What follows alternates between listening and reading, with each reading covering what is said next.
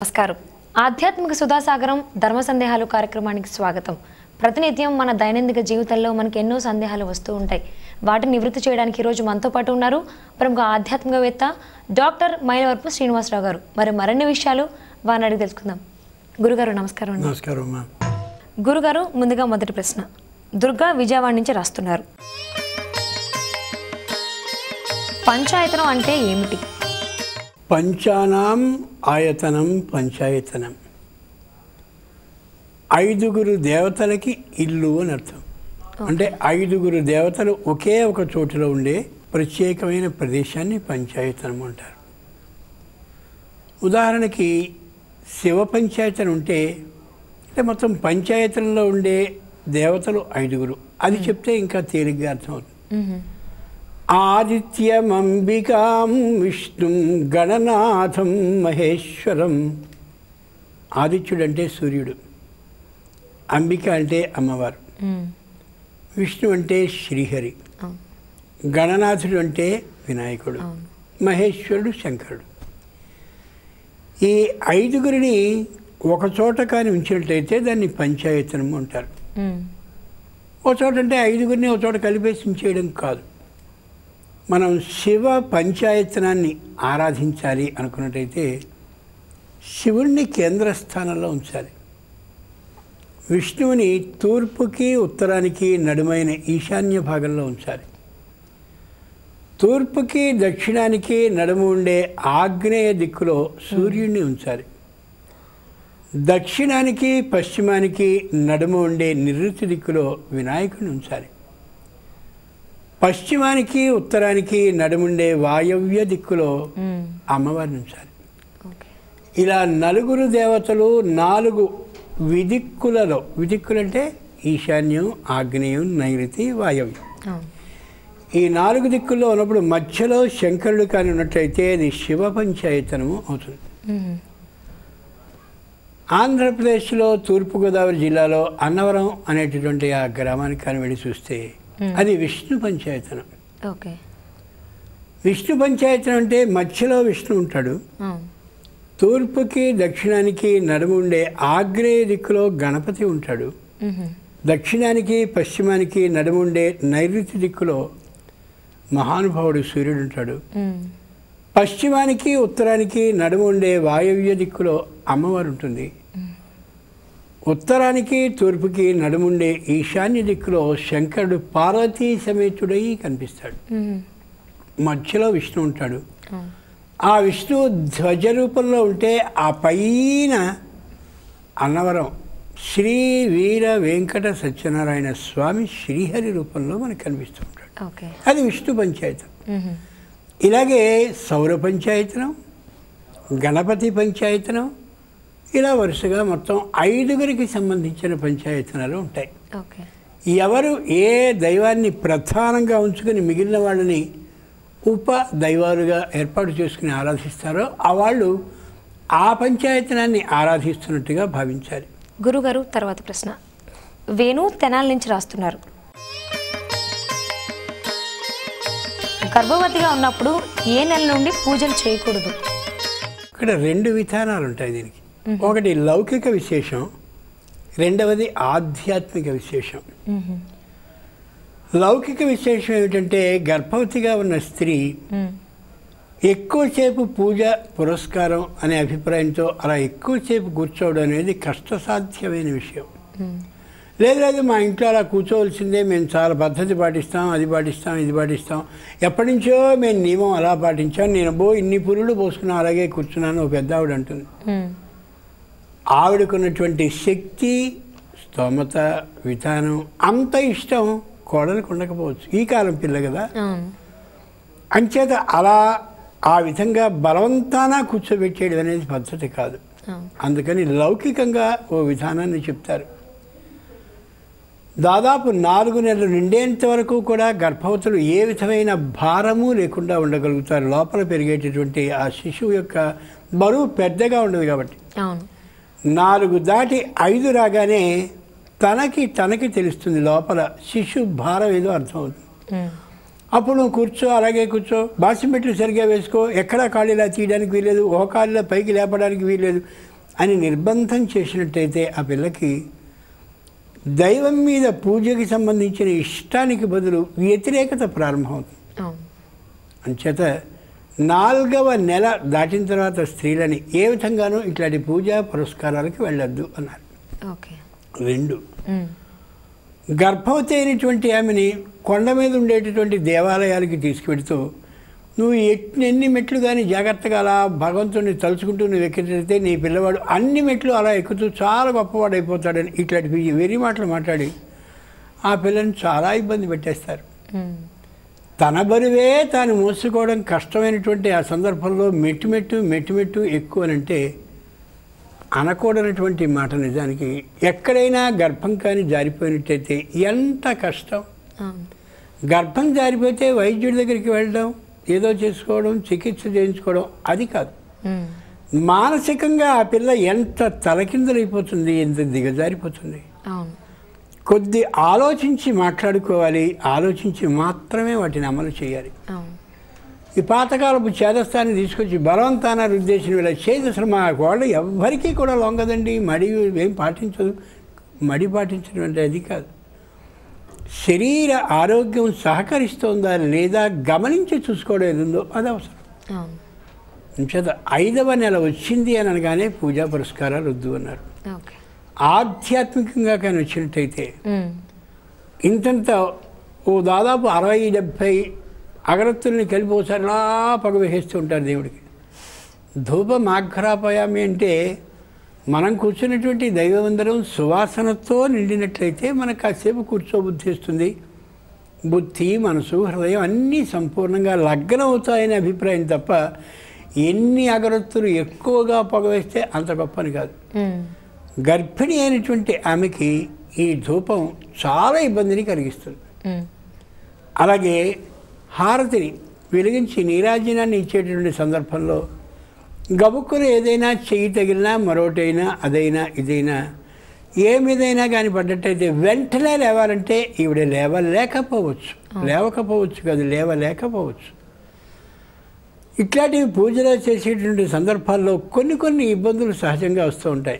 పైగా గర్భిణికి నిద్రపోవాలనే ఆలోచన, అంటే విశ్రాంతి తీసుకోవాలనే ఆలోచన, కొంతమందికి అయితే కాలకృత్యాలకు వెళ్ళవలసిన అవసరాలు ఇలా ఉంటూ ఉంటాయి.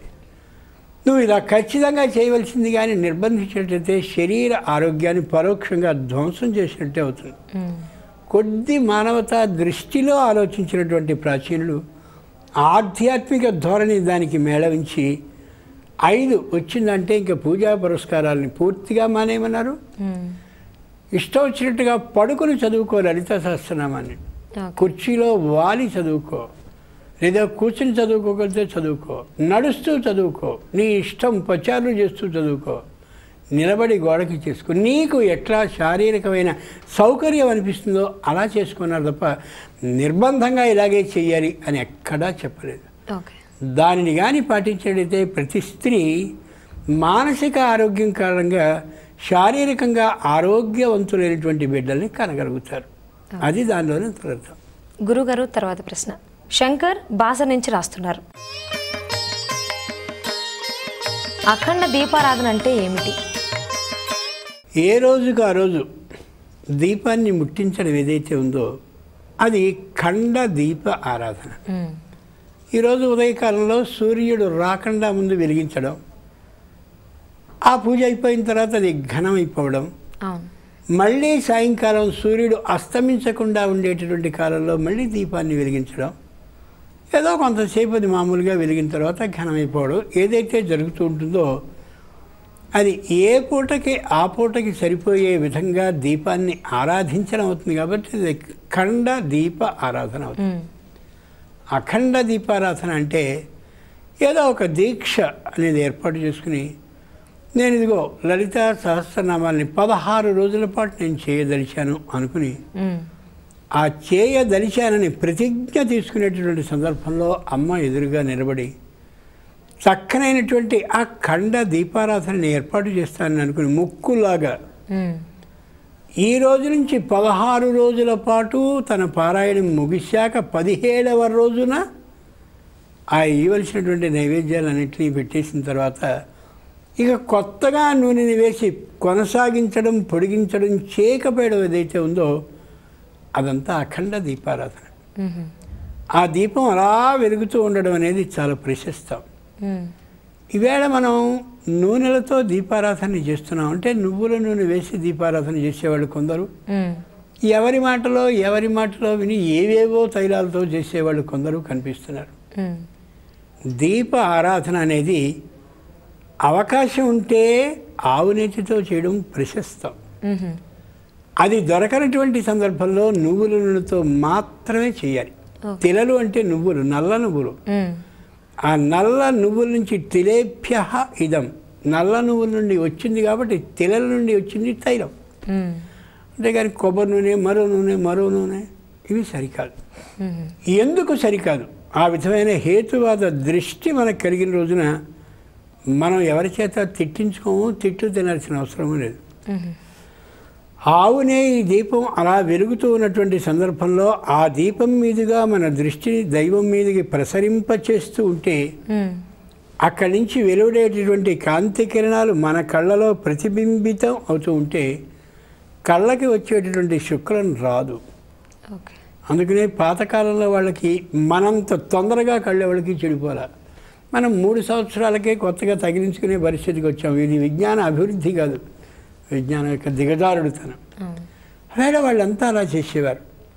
2 అలాగే ఆవునేతి దీపం వెలుగుతూ ఉన్నప్పుడు పైన చిన్నగా మనకి కనిపించకుండా ఒక తీరు పొగ వ్యాపిస్తూ ఉంటుంది. ఆ పొగ శ్వాసకోశాన్ని శుభ్రపరిచేదిగా అవుతూ ఉంటుంది. అంచేత ఆవు నేతి దీపం ప్రశస్తం. ఒకవేళ ఆవు నేతి దీపాన్ని పెట్టగలిగినంతటి ఆర్థిక స్తోమత మనకి లేకపోతే దీనితో సమానం కాకపోయినా దానికంటే కొద్ది తక్కువ అయిన ప్రయోజనాన్ని మనకు అందించగలిగింది నల్ల నువ్వుల ద్వారా వచ్చినటువంటి నూనె, నువ్వుల నూనె. ఆ నూనె కానీ వెలిగించినట్లయితే దాని మీదుగా మన దృష్టి దైవం మీదకి ప్రసరింపబడడం జరిగితే కంటికి ఏ విధమైన హాని కలగదు. ఇది ఎలా నమ్మాలి? ఉదాహరణకి కిరసనాయిల్ని ఒత్తిలో బాగా తడిపేసి ఆ ఒత్తిని పెట్టి వెలిగించండి. ఆ వాసన మనకి పడదు, ఆ వెలుగుతున్నది కళ్ళకు కూడా మండుతూ కనిపిస్తూ ఉంటుంది. అది ఏ విధమైన అది వ్యతిరేక ఉదాహరణ. అది ఎలా అయితే మండుతూ వస్తుందో, కళ్ళని మంట చేస్తుందో, ఆ వాసన చాలా సహ్యకరంగా ఉంటుందో, అట్లాంటిది ఉంది అంటే మంచిది, కళ్ళకి హాని చేసే విధానం లేనిది ఒకటి ఉంటుందనేగా అర్థం. అలా కళ్ళకి ఆరోగ్యాన్ని అభివృద్ధి చేసేది, దోషాన్ని తొలగించేది ఆవునేతి దీపం, నువ్వుల నూనె దీపం. ఈ 2 మాత్రమే దీపాలు సరైనవి తప్ప మిగిలిన ఏ దీపాలు సరికావు.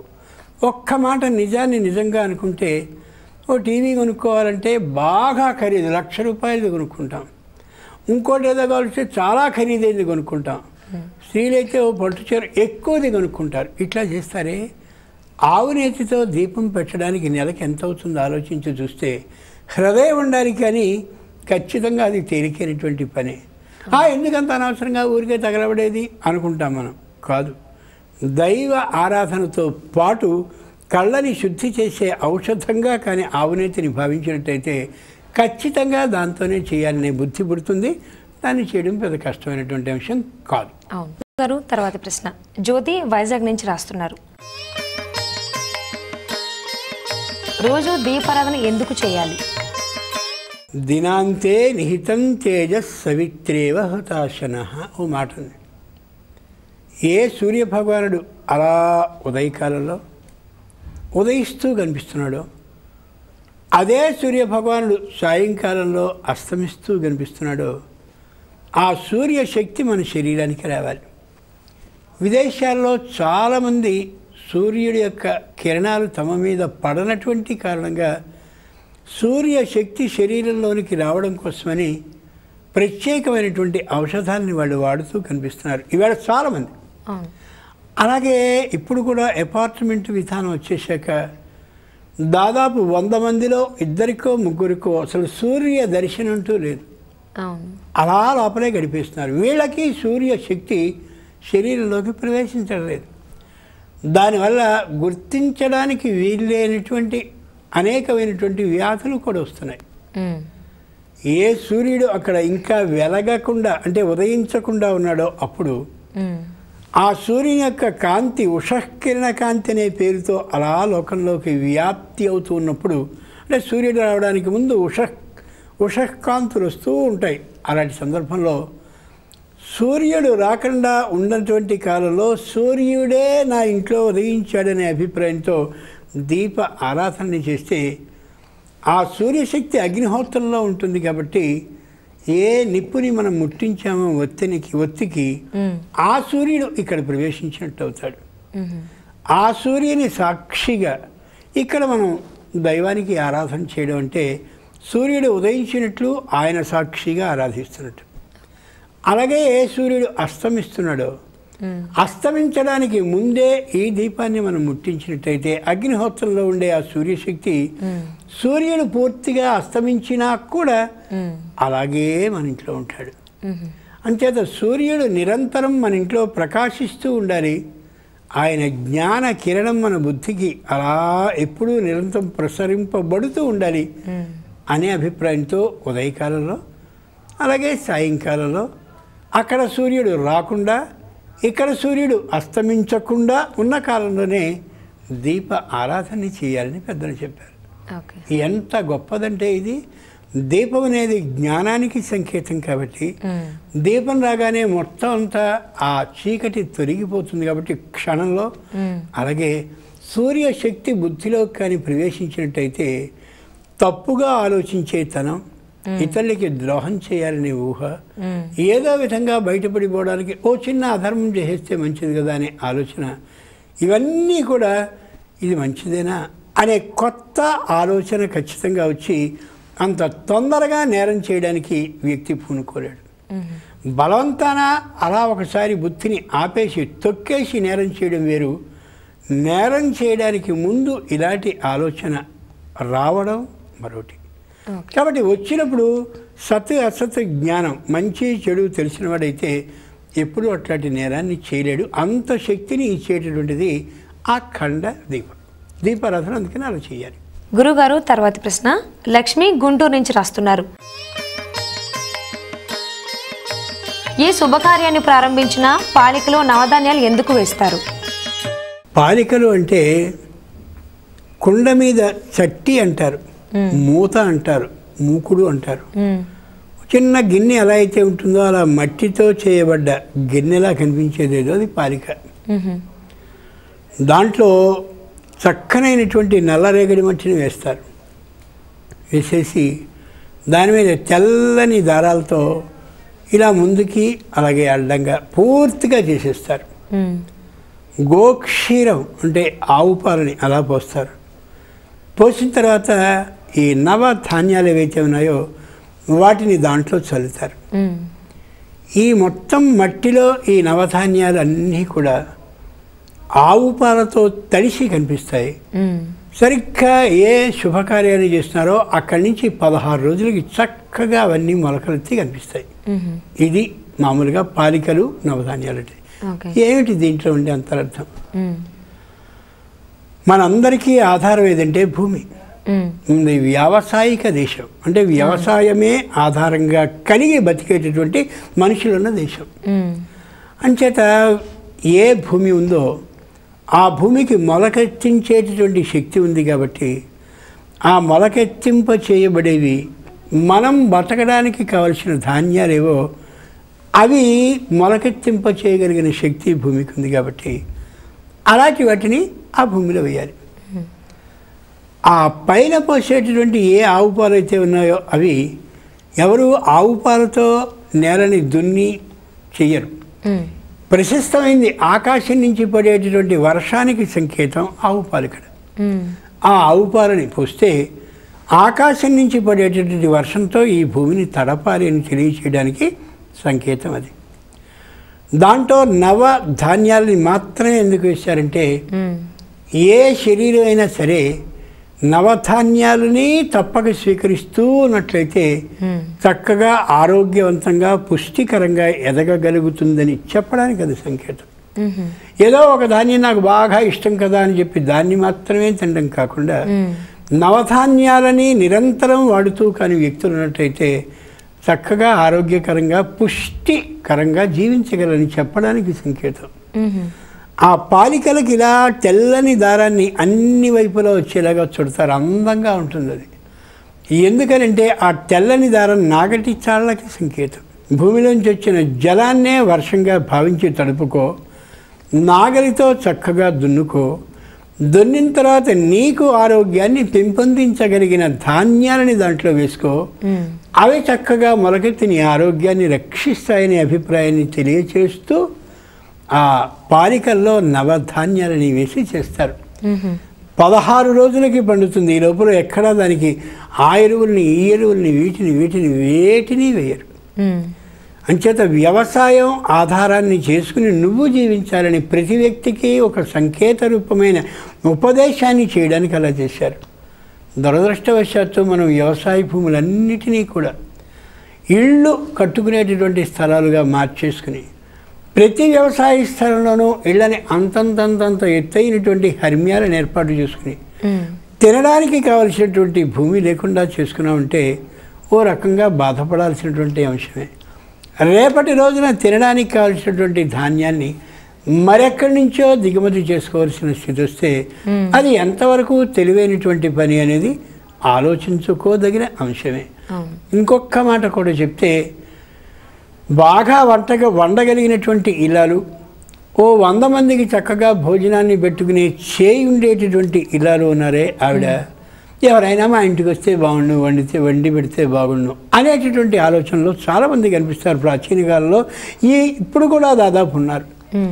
అలాంటి వాళ్ళకి ఎవ్వరూ లేకుండా అలాగే కానీ తమకి తామే భోంచేస్తూ ఉన్నట్టయితే చాలా దుఃఖం కలుగుతుంది. అయ్యో ఇంత చెయ్యింది, కొన్ని లక్షల మందికి అన్నం పెట్టింది చెయ్యి, అయ్యో ఎవరూ రాలేదు అతిథులు అని చాలా బాధపడుతుంది. అలాగే ఏ భూమి అయితే వ్యవసాయ ఆధారంగా చక్కగా పంటలన్నింటినీ పండించిందో, వరిని ఇచ్చిందో, ఆ భూమి కూడా అన్నీ ఇళ్ళు అయిపోయేసరికి చక్కని భూమిని, చక్కని పంటని పండించి అందరికీ 4 వేళ్ళు నోట్లోనికి వెళ్ళగలిగేలా చేయగలిగిన నేను ఈవేళ స్థలాలతో నిండిపోయి ఇదంతా పెద్ద పెద్ద హర్మ్యాలు అయిపోయి వాళ్ళకి అది సౌకర్యంగా, వినోదంగా, ఆనందంగా కనిపిస్తుంది, కానీ నాకు మాత్రం కంటి నుంచి దుఃఖం వస్తుంది అని అనుకుంటుంది భూమి.